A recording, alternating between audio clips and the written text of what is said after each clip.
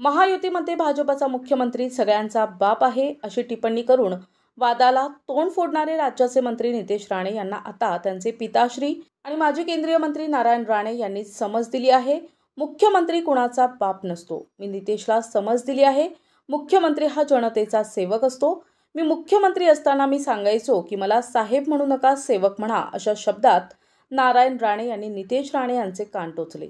ते बुधवारी धाराशिवमध्ये आले होते। तुळजाभवानी देवीचे दर्शन घेतल्यानंतर नारायण राणे यांनी प्रसारमाध्यमांशी संवाद साधला। राज्याचे मुख्यमंत्री हे भारतीय जनता पक्षाचे आहेत, म्हणून हे किती कोणी इकडे तिकडे नाचले, कोणी इकडे तिकडे अगर ताकद दाखवली, पण शेवटी सगळ्यांचा बाप म्हणून भारतीय जनता पक्षाचाच मुख्यमंत्री बसलाय, हे प्रत्येकाने लक्षात ठेवा। राज्याचे मुख्यमंत्री हे भारतीय जनता पक्षाचे आहेत, म्हणून हे किती कोणी इकडे तिकडे नाचले, कोणी इकडे तिकडे अगर ताकद दाखवली, पण शेवटी सगळ्यांचा बाप म्हणून भारतीय जनता पक्षाचाच मुख्यमंत्री बसलाय, हे प्रत्येकाने लक्षात ठेवा।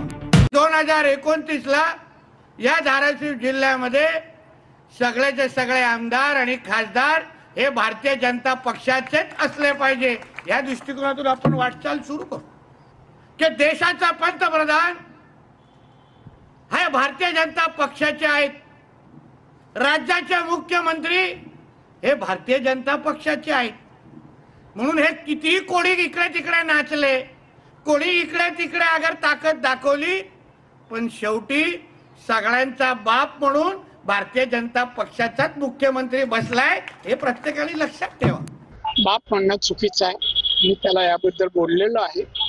कोणाचा शेवटी मुख्यमंत्री हा महाराष्ट्राच्या जनतेचा सेवक असतो, कोणाचा बाप नसतो।